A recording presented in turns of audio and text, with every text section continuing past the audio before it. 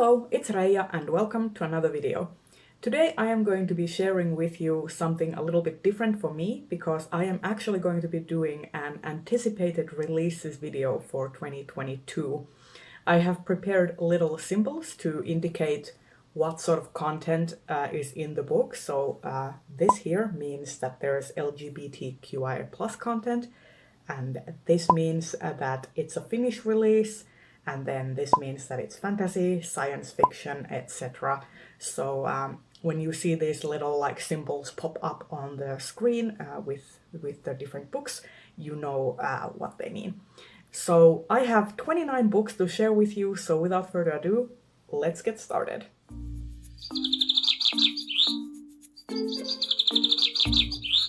So before I get started, I want to say that I have not put these in other than monthly order, so I'm going to be talking about January releases and February releases, but I'm not going to give you the exact dates because those are subject to change. I also am not promising to read all of these, but these are just the books that have sort of sparked my excitement the most. So let's get started with January releases. Starting with The Battle of the Linguist Mages by Scott Moore. This is a sort of urban fantasy-esque story about linguist mages who use the power of language as a source of their magic, and it's a kind of dystopian sort of setting that combines fantasy and modern day United States, specifically Los Angeles. And I am really excited about this because first of all, I am a sucker for languages, and I am always interested to see more books delve deeper into linguistics and what language means and how language can be used in different things. So I'm really excited about this one. Next up is The Daughter of the Moon Goddess by Su Lin Tan, and this story is basically a retelling, a fantasy story that is inspired by the legend of the moon goddess Chonga, and it's like a story about a daughter and a mother relationship, because it is this girl's journey to free her mother and from some sort of a magical predicament. And I want to go into it knowing as little as possible. I have actually watched the animated movie To the Moon recently, which also delved into the legend of Chang'e, and so I am somewhat familiar with the legend behind her, but I kind of want to know as little as possible so that I get surprised. And this also has such a beautiful cover. The cover game this year is very strong. I am looking forward to the time when we will actually completely eradicate this idea of stock photo covers, because illustrated covers are the way to go in my opinion. And this is a start of a duology. Next up, I have a Finnish release called Oboin Kirja, which is written by Veera Salmi. It loosely would translate to The Book of Oboi, and it is basically a story about a world where the skill to read literacy and the ability to read has been completely eradicated. And it is basically a world where a regime controls all knowledge and what knowledge is accessible to different people. And there's this 13-year-old boy called Oboi who finds a book, and everything goes from there. And this year I am trying to make it a priority to include more Finnish literature in my videos and sort of promote more Finnish literature. So and that is why I also want to point out these new Finnish releases that I am excited about. So really looking forward to The Book of Oboi. And this also has such a fantastical cover. So it looks to be like it has fantastical elements, but it also is set in a kind of modern, contemporary type of setting, as indicated by the plane in the cover. And then on to February releases. First up, I have Bitter by Akwaeke Emezi, and this is a companion novel slash prequel to Akwaeke Emezi's Pet, which I really enjoyed, and I was actually really tickled by the idea that we would be getting a story of Bitter, because the book Pet heavily implied that there's more to the story, and now we are finally getting a story about Bitter. So this is probably going to be more about the revolution, where they eradicated basically all the bad people and all the demons of the world. And because it's Akwaeke Emezi, I suspect that there will be some queer themes in this book as well. Next up, I have Scorpica, which is written by Greer McAllister, and this is a fantasy book about a matriarchy, and there is this basically like a matriarchal society where a decade passes where no girls are being born in this society, and how that changes the dynamics at play and how that society operates. And it is being hyped up as something that is good for fans of Robin Hobb and Cersei by Madeline Miller. And I will be the judge of that. But I'm excited about this. I'm always interested in stories about like matriarchies, because I don't think we get those enough, and also I don't think they're done well usually. So I am interested to be giving this a go. And the last book I have for February is Kuolleiden valssi by Marko Hautala, which would translate loosely as The Waltz of the Dead by Marko Hautala. And this is a short story collection all about like horror stories and stories about the undead.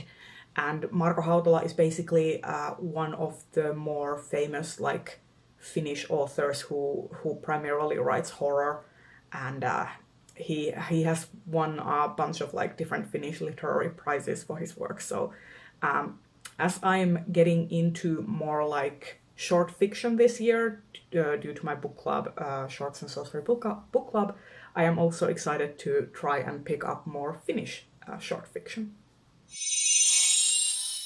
In March, I have a lot of anticipated releases, starting with The Way Spring Arrives and Other Stories, a collection of Chinese science fiction and fantasy in translation from a visionary team of female and non-binary creators. That is a mouthful. And it is edited by Yu Chen and Regina Kanyu Wang. And there is a bunch of different translators. And I see that, for example, Xia Jia is one of the contributors to this collection, and I have read their short stories before, so I'm excited about that. And I'm also excited about reading more Chinese fantasy specifically, because I have read more like Chinese science fiction, and that seems to be something that is predominantly translated into English and also into Finnish as well. And yeah, this most definitely has queer themes in it, just by the premise, and I'm really excited for it. I might actually, because it is set for release on March 8th from Tor.com, so I might put this up for like a May selection for the Shorts and Sorcery book club, but we shall see. Next up, I have The Circus Infinite by Kan Wong, and this is basically a kind of fantastical science fiction type story about sort of circus. Like the synopsis of this is kind of like all over the place, but I am kind of intrigued. Hunted by those who want to study his gravity powers, Jess makes his way to the best place for a mixed species fugitive to blend in, The Pleasure Moon. What's the Pleasure Moon? What kind of shenanigans happened there? I don't know, but I am intrigued. And this is one of those covers that is sort of very like subtle. Like it doesn't like scream the like what the book is about, but I see those circus tents and I am intrigued.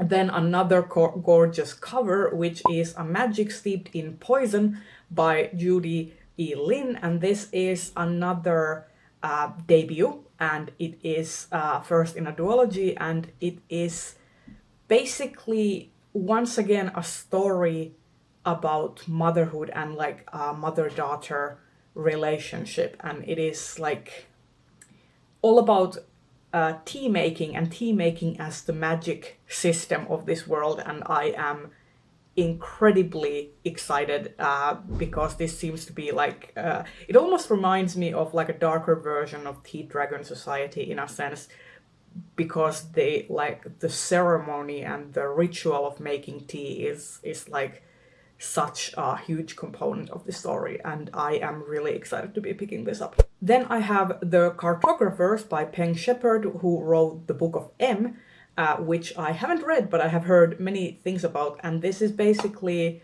about a woman who discovers a map in her father's belongings, and that map will hold some sort of secret and lead her on an adventure to figure out more about her father and more about her family in general. And this cover was honestly the thing that really hooked me, because it looks like one of those mystery covers, and also like gives me those vintagey vibes, like it like a vintage locked room mystery, but this is more about like a journey. So it's sort of like I get this sort of sense of like the Raiders of the Lost Ark or the Last Crusade, Indiana Jones style, but maybe less about looting and pillaging ancient structures. So yeah, I'm intrigued. I want to know more about this. And then I have another Finnish release, which is Maailman tyttäret by Siiri Enoranta. Loosely would translate to Daughters of the World. And see, I have another book by Siiri Enoranta, which I have not read yet. I started it, but then I parked it, and I should probably finish it at some point. But Siiri Enoranta also like includes queer themes in her work, and I am really intrigued about this. The cover kind of gives me Sailor Moon vibes with all these silhouettes and different type of like women who almost like sort of these women come from different backgrounds, and they all must sort of band together and join this group in order to take down a dystopian government. This is basically a story about a seeming utopia, but something lurks beneath. Like there's more than meets the eye, and these girls are gonna figure it out. And this cover gives me sort of like Sailor Moon vibes, and I am here for it. And then the last release that I have for March is Orionin Vyö by Maarit Veronen, another Finnish release. This would translate to The Belt of Orion. And this is basically sort of like an allegorical tale about a society that has the wardens, these kind of people who are called the altruists, which is kind of like a play on the altruistic. And they are basically people who take on the burdens of others, and also like if the burden becomes too much, they're kind of like banished from the society, in a sense that they are they need to be seen as above the pain of the burden of others. And it's basically it's supposed to tackle all sorts of like big societal questions, and the cover looks very like sort of literary in a sense. This is very much a subtle kind of cover, in my opinion, So I can't wait to see how this turns out. Then moving on to April, we have Fevered Star by Rebecca Roanhorse. This is the sequel to Black Sun, which I really loved, one of my favorite books of this past year. And this, obviously, fantasy, epic fantasy, has queer themes, and I can't wait. The cover is something, but I personally I'm really excited to be reading the sequel. I can't. The first book ended in such a huge cliffhanger that I am really excited to know what the hell is going to happen. And then I have Sophie and the Bone Song by Adrian Tooley, and this is supposed to be a queer standalone fantasy about a musician, and this is also something that is recommended to fans of An Enchantment of Ravens, which I haven't read, but I have heard plenty of interesting things about Margaret Rogerson. But I am really interested about music being the source of magic in this world, and also queer standalone ticks all of my buzzwords, so I am more than happy to be picking this up. Another release that deals with music is Laakson linnut, Aavan laulut by Katri Kauppinen, and this is kind of hard to translate because it means birds of the valley and songs of Ava, but also Ava is it's a word that means something. It is basically broad, you could use it to describe the ocean, a huge ocean, or broad or ocean, or expansive. Ava basically means expanse. So it's the birds of the valley and the songs of expanse would also be another way to translate it, but Ava is also the name of the main character in this story. And this is a story that is inspired by ancient Finnish mythology and also Kalevala. And the story begins in this idea that in Ava's village, the songs have kind of broken down, and songs have traditionally been part of the Finnish mythology and Finnish magic making. And that kind of goes to that whole Kalevala situation, because Kalevala is all about sorcerers using music and song to conjure things. So I am really excited about this. There seems to be something to do with the sampo, which is this device that gives plenty to people and stuff. So yeah, this is also supposed to be sort of a love story of love and betrayal, and I am really interested in picking this up, and the cover looks amazing. Moving on to May releases, first I have The Spear Cuts Through Water by Simon Jimenez. Now, I have not read any books by Simon Jimenez before, but I am looking forward to reading The Vanished Birds, and also this cover really speaks to me. I don't know what it is about blues and greens, but this is just something that really intrigues me. And it seems to be a story that is set in a secondary world fantasy, and it's about ancient warrior, ancient goddesses and warriors and wondrous creatures. So, everything that I might want from a fantasy. And it seems to be also a standalone, which is something that I want more of, more fantasy standalones, please. And then I have Siren Queen by Nhi Vo, which is Nhi Vo's second full-length novel, and it's also a sort of alternative history, historical fantasy sort of setting about the golden age of Hollywood, and sort of magical creatures and dark creatures and dark magic behind the scenes of Hollywood, and it is about this young aspiring starlet that wants to make it big in Hollywood. And Nivo at this point is one of my auto-buy authors. I have not read her novels yet. I have read both of her novellas and I am eagerly anticipating more of them, but I have not read her novels yet. But I have I have full plans to make it so. I will read her novels, and this is one of my most anticipated releases of this year.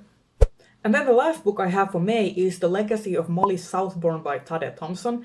I have not read either of the previous Molly Southbourne novellas, but I want to, and now that there is this last one coming that is The Legacy of Molly Southbourne, that goes on to like examine what happens after the events of the first two and kind of goes deeper into other characters other than Molly herself. I am interested to kind of like pick up the whole trilogy and binge it. June is another month that I have basically like packed full of all these different releases. And starting with The Sleepless by Victor Manibo. This is Filipino speculative fiction, sort of like a science fiction story. And this is pandemic fiction, so like content warning for a pandemic. And it is about a pandemic that has basically permanently made the quarter of the world's population lose the ability to sleep. And they can't sleep, but they don't have any health implications from that. So this is basically about examining how society would change with the inclusion of people who can go without sleep and not suffer for it. So I am intrigued. And I heard about this during Worldcon, I want to say. And then I have The Final Strife by Sara El Arifi. This is an African and Arabian inspired start to a fantasy trilogy, and it is about women, about three women who come from different circumstances, and they band together to defeat this empire.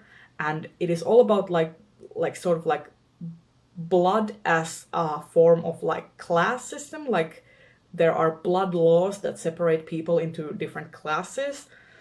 And yeah, I am really interested in how this author will tackle that, because I think that like most countries at some point have had like blood quantum laws and stuff like that. So it is a very touchy subject, but I am interested to know how that will play out.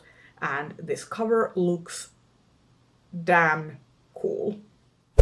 Another release in June is Daughter of a Red Winter by Ed MacDonald. He is the author of Blackwing, I think, which got a lot of like mixed reviews, but personally, I haven't read it, so I am coming into this book with completely like new eyes. I don't have any like predetermined bias towards this author, and basically I saw this cover and was like, oh my god, this cover looks amazing.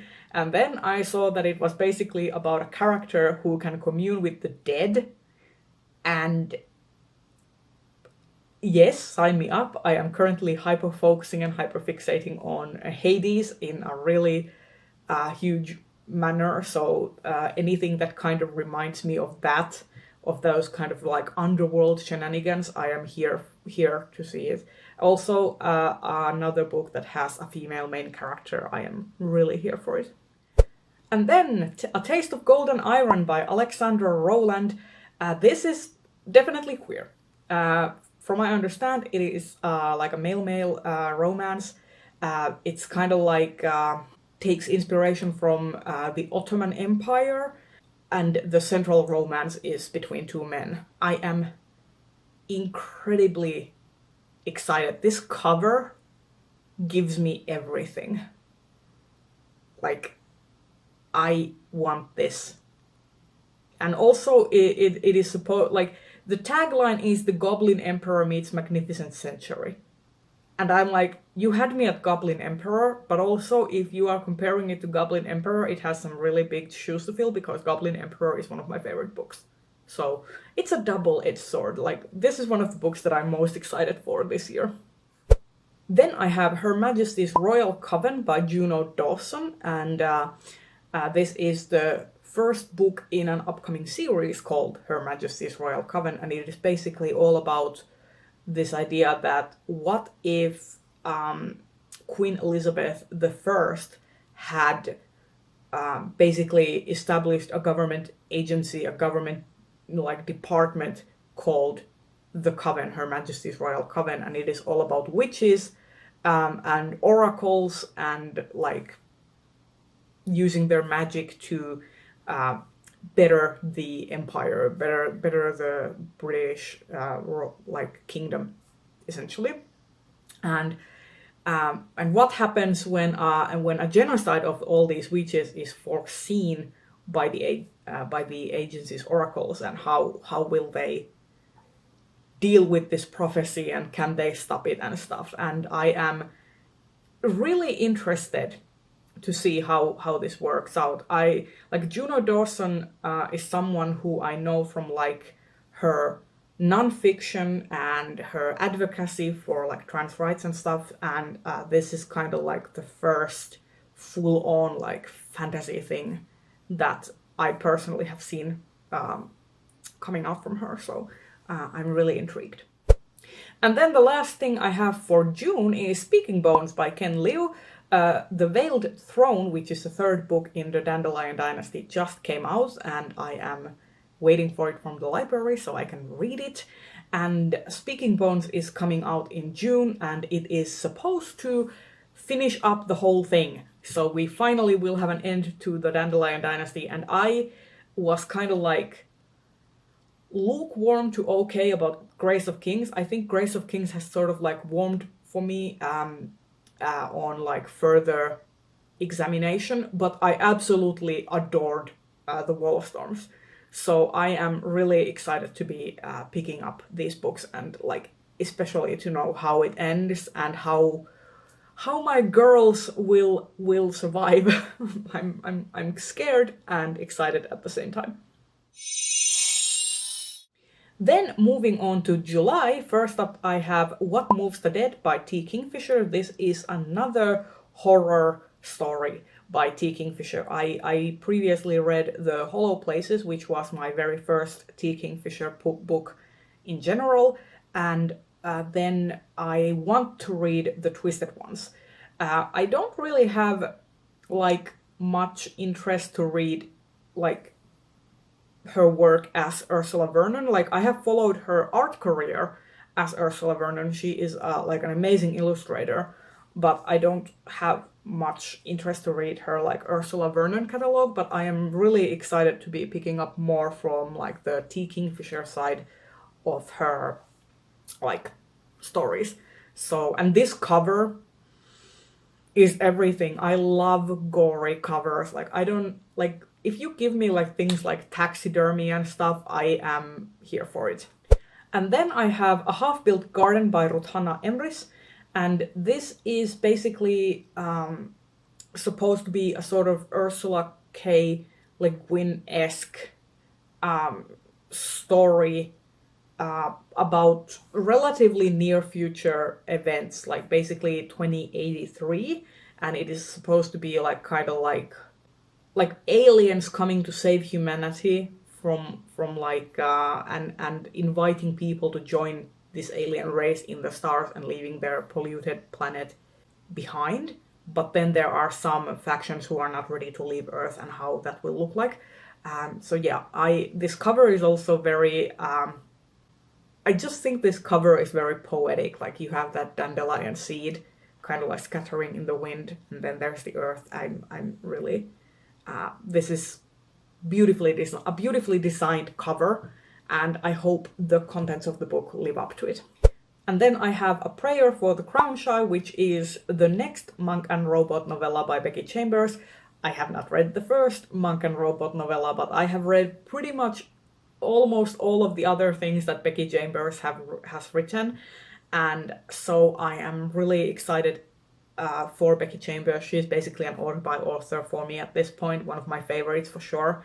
I just love her, like people have said that she doesn't really do plot, and she doesn't really like do action, and that is true, but I don't think you should go into her work expecting that. Her work is more like introspective and all about hope and resilience, and like I would classify it as sort of like soft skill science fiction in a way. So yeah, really excited to be picking this one up. And then I only have one book that I am expecting in August, and that is The Oleander Sword by Tasha Suri. This is the sequel to The Jasmine Throne, which is a lesbian fantasy series, and I am excited. Give me all the rainbow feels, all the sapphic stuff. I am here for it. Still need to read The Jasmine Throne though. But yeah. And there you have it. Those were all of the books that I currently have on my anticipated release for 2022 list. Obviously, there are more books out there. There will be more books coming out later in the year, but this is just a collection of the ones that I am most excited for in the first half of the year. Tell me in the comments which of these strikes your fancy the most. Are you excited? What do you think about all of the Finnish releases I have on this list? And please leave me a fortune teller's like crystal ball emoji, because future. Yeah. And I will see you in another video very soon. Bye bye!